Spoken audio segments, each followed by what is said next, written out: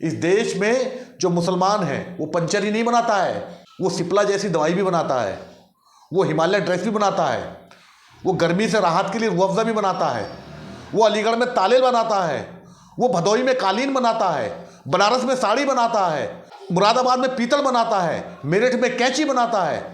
ये सारे कारोबार मुसलमान करते हैं। आप उसके स्किल की आप बजाय कदर करने के आप उसे अपमानित कर रहे हैं। आदमी रोजमर्रा की जिंदगी के लिए अपनी जरूरतों के पूरी करने के लिए कुछ ना कुछ तो करेगा, रिक्शा खींचेगा, मजदूरी करेगा, खेत में जाकर के मिट्टी काटेगा, फसल उगाएगा, तो आप उसको अपमानित करेंगे। आप कहते हो कि आप चाय बेचा करते थे, तो आपको अपमानित किया जाए ये क्या करके कि आप चाय बेचा करते थे। देश के एक बहुत बड़ी हिंदू आबादी है जो गटर साफ करती है, आपने क्या कर दिया उसके लिए? सिर्फ पैर धोने का नाटक किया। उससे आपने गटर में उतर करके गटर साफ करवाने का उससे पीछा छुड़वाया उससे। उनकी बदहाली के लिए क्या आपने क्या किया? उनको सुधारने के लिए क्या किया? हम तो एक हाथ में कुरान देंगे, एक हाथ में लैपटॉप देंगे, मुख्य धारा में लेकर आएंगे। ये है मुख्य धारा आपकी। गुड़गांव में मस्जिद नहीं है, मुसलमान नमाज पढ़ते थे तो उनके खिलाफ प्रोटेस्ट होता था। वक्फ बोर्ड ने जो थी एक लिस्ट जारी कर दी कि 38 मस्जिदों पर गुड़गांव में जो कब्जा हो चुका है, उनका ये पता नहीं कि वो मस्जिद है कहाँ। आपकी हिम्मत नहीं हुई उसे आज़ाद कराने की, और आप यहाँ बकवास कर रहे हैं। अपनी नाकामियों को छिपाने के लिए एक कौम को अपमानित कर रहे हैं आप। प्रधानमंत्री जो भाषा बोल रहे हैं वो भाषा वो है जो भाषा मुसलमान विरोधी संगठन, जो हिंदू संगठन है, हिंदुवादी संगठन है, वो भाषा बोलते हैं। पंचर पुत्र कह करके मुसलमानों को अपमानित करते हैं, उन्हें पंचर वाला बताते हैं। तो यही पंचर वाली भाषा वो बोल रहे हैं प्रधानमंत्री नरेंद्र मोदी। वक्फ के लिए जो मकसद है वो ये नहीं है कि मुसलमानों की कल्याण हो, उनको मुख्य धारा से जुड़े या उनका पिछड़ापन दूर हो। उनका मकसद ये बताना है कि इस देश में मुसलमान जो है वो पंचर वाला है, वो पंचर बनाता है और ये कार वाले हैं। अब सवाल ये है इसमें कि प्रधानमंत्री नरेंद्र मोदी 10 साल रहने के बाद सत्ता में, 11 साल होने जा रहे हैं, 11 साल में इस देश के मुसलमानों की जो बदहाली है उसको दूर किया जा सकता था बगैर वक्फ बोर्ड का सहारा लिए, बगैर वक्फ की प्रॉपर्टी का सहारा लिए उसको दूर किया जा सकता था। 10 साल बहुत बड़ा एक अरसा होता है। 8 साल का जो बच्चा था वो 10 साल बाद में बालिग हो जाता है और वो वोट देने का अधिकार उसको मिल जाता है। इतना बड़ा वक्फा होता है और इसके बावजूद प्रधानमंत्री पंचर वाला कह करके एक कम्युनिटी को अपमानित कर रहे हैं, उसे दिखाने की कोशिश कर रहे हैं कि मुसलमान पंचर बनाता है और आप कार में चलते हैं। कितने मुसलमान पंचर बनाते हैं? और ये पंचर वाला कहना, क्या ये पंचर बनाना कोई अपराध है क्या?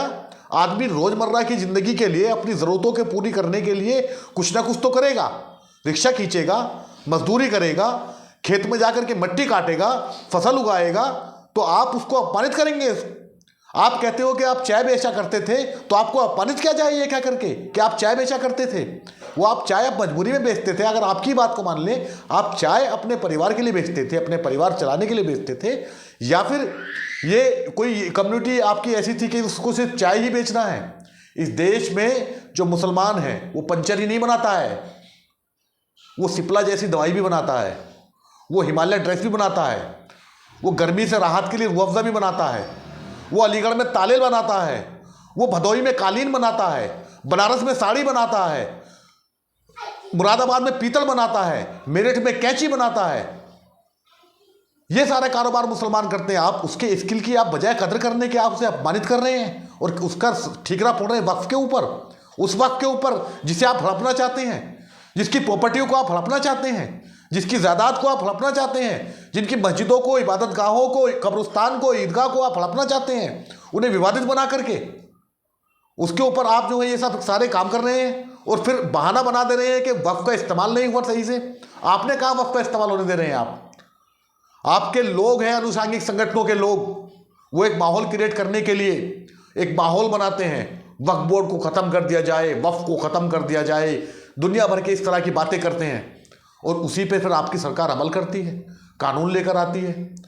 तो आप ये बताइए, आप जो वक्फ का कानून लेकर आए हैं, जो वक्फ का, आपके लोग खुश हो रहे हैं कि वक्फ का अब इलाज कर दिया है, वक्फ को अब ख़त्म कर दिया जाएगा, शिकंजे में ले लिया जाएगा। आप कह रहे हो कि इससे हम बदहाली दूर करेंगे, ये बदहाली दूर करेंगे, आप बदहाली दूर करेंगे, तो वो खुशी किस बात की मनाई जा रही है? इस बात की कि आप मुसलमानों की इबादत गाहों पर, उनकी खानकाहों पर, उनकी कब्रिस्तान पर, उनके ईदगाह पर, उनकी मस्जिदों पर, उनके मकतबों पर आपका कंट्रोल हो जाएगा।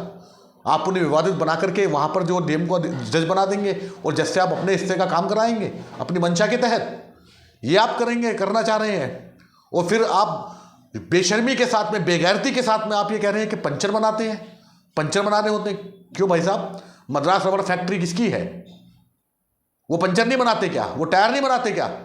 अपोलो टायर किसका है? सिएट टायर किसका है? इतने बड़े देश के ब्रांड हैं, अगर आपकी बातों को मान लिया जाए तो फिर तो टायर बनाने बंद कर देने चाहिए। इस देश में कोई पंचर बनाता है, कोई गाड़ी बनाता है, कोई टायर बनाता है, कोई कैंची बनाता है। सबका स्किल है, सबका अपना अपना अपना स्किल है। आप इस देश के एक बहुत बड़ी हिंदू आबादी है जो गटर साफ करती है, आपने क्या कर दिया उसके लिए?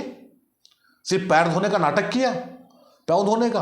उससे आपने गटर में उतर करके गटर साफ करवाने का उससे पीछा छुड़वाया। उससे मैला ढोया करते थे, यहां पर अब भी ढोते हैं सर पे रख करके इंसान का। वो कौन थे?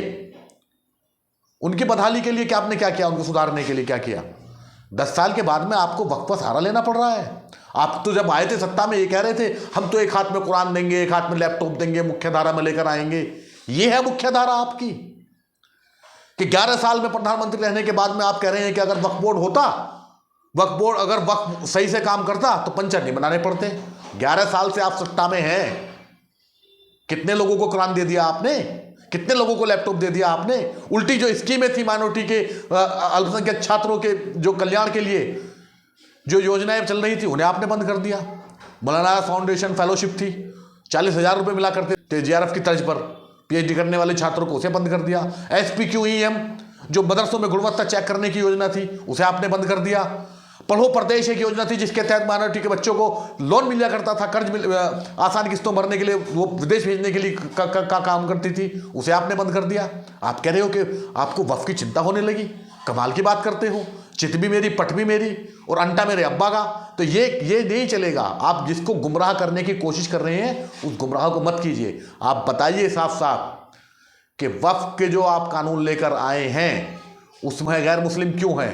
इतने सारे बोर्ड हैं इस देश में, इस देश के अंदर धार्मिक बोर्ड हैं, ये कई मंदिरों के बोर्ड है, तिरुपति बालाजी का बोर्ड है, अमरनाथ श्राइन बोर्ड है, गोचर बोर्ड है, उसमें एक भी मुस्लिम क्यों नहीं है? उसमें एक भी गैर हिंदू क्यों नहीं है? आप वक्फ बोर्ड में अपना नुमाइंदा फिक्स करने के लिए, वक्फ की ज़मीनों को अपने ऊपर उसको कब्जाने के लिए उस बदनीयती के साथ में जिस तरह से आप इस कानून में लेकर आए हैं उसका आप हवाला दे रहे हैं कि ऐसे कि इसको अगर सही से इस्तेमाल करते तो ये कर देते, सही से इस्तेमाल कर देते तो वो कर देते।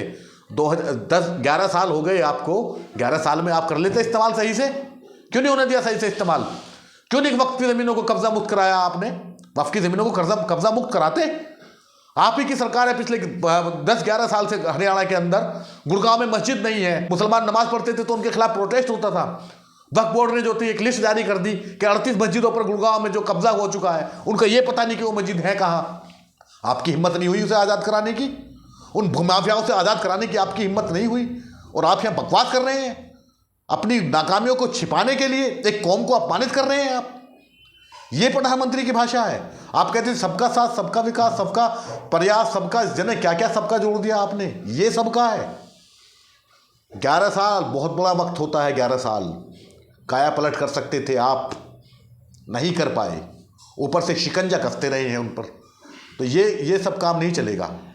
आपको कुछ करना है तो कीजिए, बाकी मुसलमानों को अपमानित करने का काम आप मत करिए। आपको कोई अधिकार नहीं है आप किसी कम्युनिटी को अपमानित करें उसके काम को लेकर के। आप कहिए जरा, इस देश की एक बहुत बड़ी आबादी है जो गटर साफ करती है, आप उसको अपमानित करेंगे? वो हिंदू है, वो मुसलमान नहीं है। इस देश का बहुत बड़ा मजदूर वर्ग है, आप उसको अपमानित करेंगे?